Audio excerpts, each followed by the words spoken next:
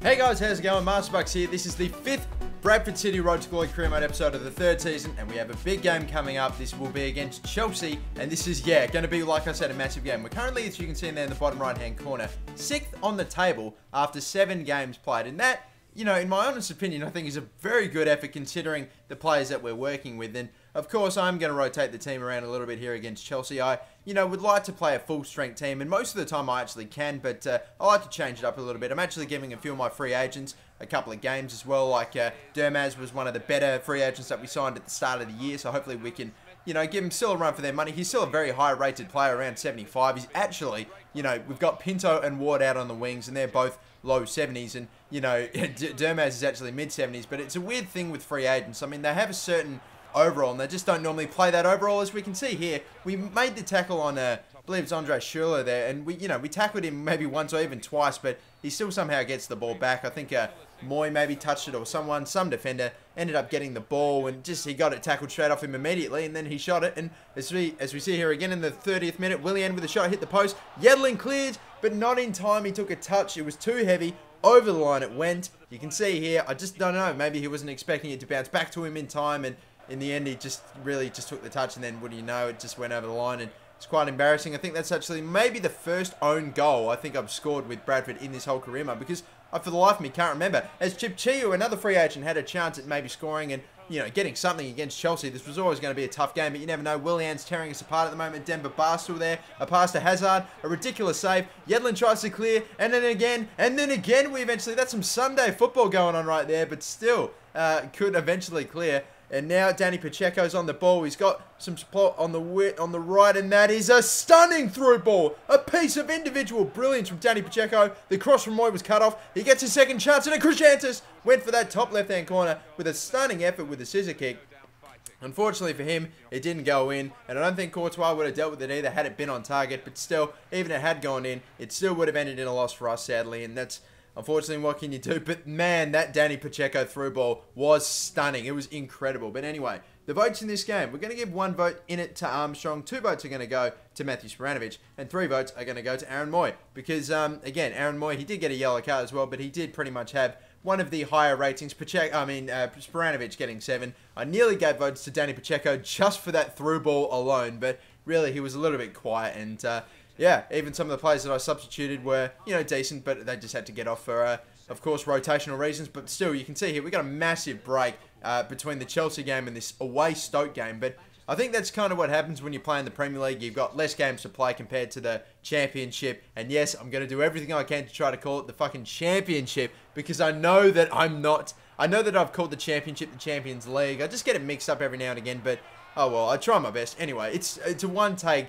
It's a one-take commentary, and if I get it wrong, then sometimes I don't even notice it, even when I'm like hearing it back. But still, they've had corner after corner now, Stoke, and they're still trying to get something from it. It's a contested header this time, but Bates gets it, tackled immediately, ball falls to Armstrong, still a tussle, but we end up getting it back. Cruciantis is there. He's got the run of Pacheco, who's cheating out the back. He's being chased by Whelan, but that's a great through ball. He finds Pacheco, 1-on-1. Can he finish it? He slots it in the bottom right-hand corner, pretty close to the keeper in the end, but it's still in the goal, and that was some stunning work from Danny Pacheco, absolutely slutting out the back, and no one saw him coming apart from Whelan, who chased but couldn't get there. Pacheco too good. Breck Shane now, the American left midfielder, attempted a shot, and it was pretty poor one in the end, the free kick.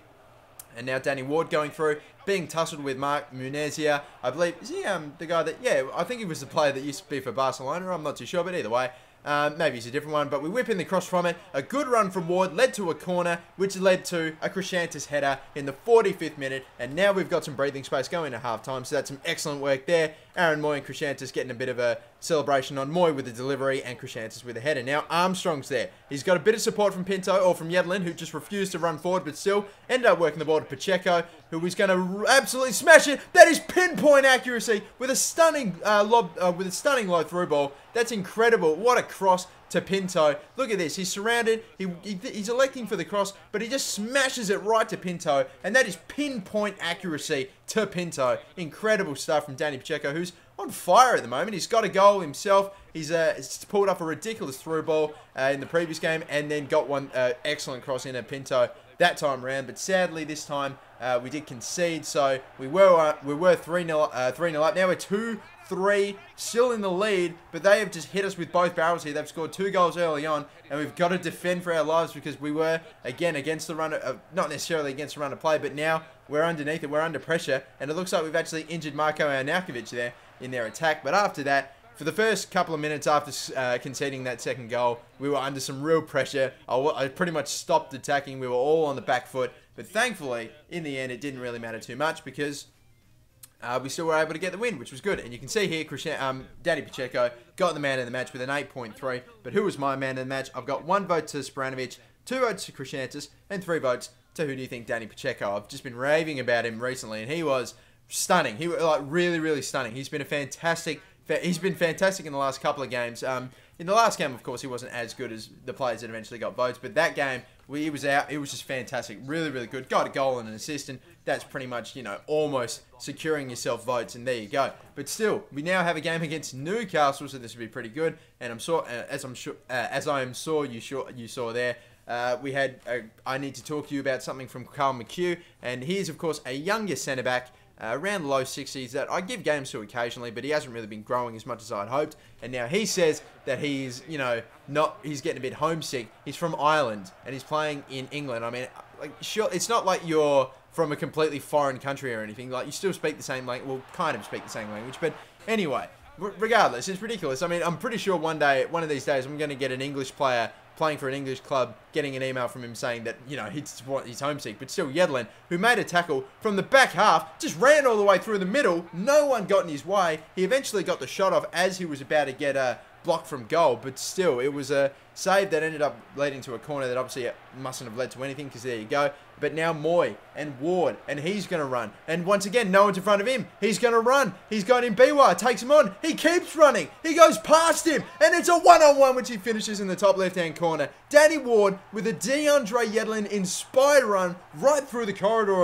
of the pitch. Stunning effort, and right on halftime, he scores a goal, puts us up in front against the Magpies, and now a great through ball from Krishantis, goes to Armstrong. Can he finish? He's been taken down to the box, absolutely poleaxed, a push in the back, goes unrewarded. That's ridiculous.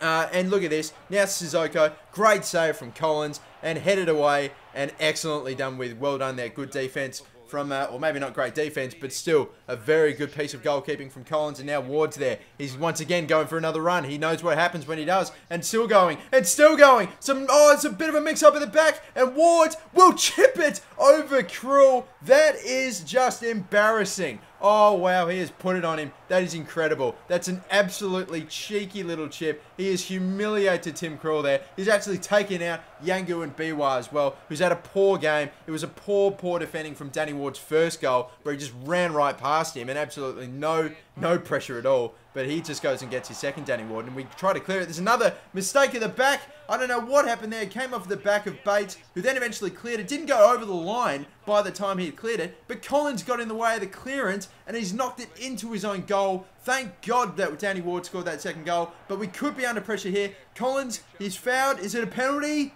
It's not a penalty. It's just a foul outside of the box. Let's look at this from Bates. He hasn't had the best of days defending at the moment, but he's absolutely clicked the heels of Sissoko there. He's led to a free kick. So lucky not to be a penalty. And Ward, looks like he's going to take it, and he's not done enough with it. He's put it right over the crossbar. It was pretty much straight at Collins anyway, but that is it. We hang on. We once again get a victory, and, you know, after going up in front, we concede a goal. This time it was an own goal, but we get put under pressure.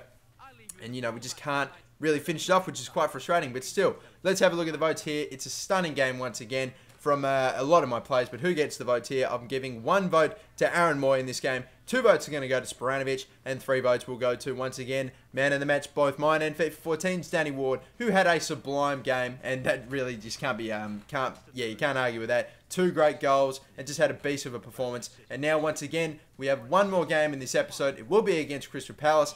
We have had an incredible run so far. It's really, really impressive for, I think, a team of our stature. Like, you know, we've got low 70s to high 60 rated players on average. And we're playing teams that have you know, some of them have got around average players around their 80s in their starting 11 to even like high to mid 70s. And, you know, we're coming up against it with most teams. But look at this. A through ball from, not from Ward, to Ward. It's ridiculously good. He gets so much space. Crescentis will head it, and it's tipped over the bar. And it once again go for another corner. But now we'll try Aaron Moy, another cross into Crescentis, who heads it. Crossbar comes off it. Surely that cross a line. Apparently not. And Crystal Palace will clear. We get the replay here.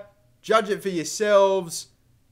I don't know about you, it's my biased opinion, but surely that crossed the fucking line. That is unbelievable. And yeah, I don't know. We'll be looking forward to goal line technology in FIFA 15 to fucking explain that, because I swear, again, I know it's my team, but I swear I thought that was over the line. Looked pretty clear, but I don't know. We'll leave it to you guys. But anyway, the through ball, Ward, he'll get onto it, and he'll shoot. I didn't expect him to be able to get the shot off there. In the end, it didn't matter too much. It was off target. And again, more 1-2 play. Danny Pacheco has been stunning over the last couple of games, getting his shirt pulled by Ramage. And again, he just had the shot. The defender's caught up. He needed to shoot it, and nothing happened. Now from a corner for Crystal Palace, nothing happening there. And still more attacks. A really good run from Jason Puncheon, and a good, nice work from the keeper, who just ran out forward and pretty much tried to collect the ball, but did lead to a bit of a spillage there. But still, Armstrong, Crescentis, through ball. He's out here behind the defense. No, the referee, the side ref, or the linesman says that he is offside, and can't argue with that one. He is pretty clearly offside.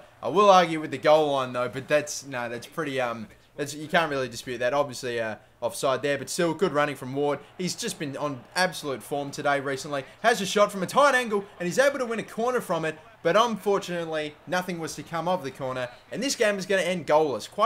I'm not sure if it is the first goals game that we've played of the season yet. I'm pretty confident it might be the first, maybe the second, but still. These are the final votes for that game, and once again, my players are having an absolutely fantastic game, playing really, really well. Unfortunately, couldn't get any goals in this game, but still, we'll take a draw, even if it is against Crystal Palace. We've been getting a lot of wins recently anyway, but still.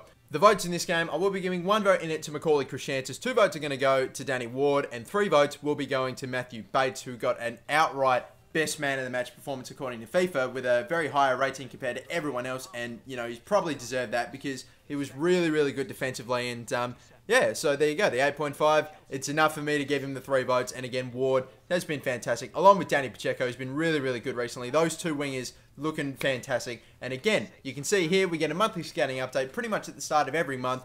We'll be getting an update from our scout in Germany, and have a look at this. Max overall 69, max potential 94, and even a minimum potential of 75. And I've seen enough. I know I've got plenty of goalkeepers already, but that is just too good a player to turn down. But still, we now have a game here against Liverpool, which we'll be playing in the next game. It is going to be the first game in November as well, so get ready for that one, guys. I'm yours again with the MasterBucks. Peace out and have a good one. Bye bye.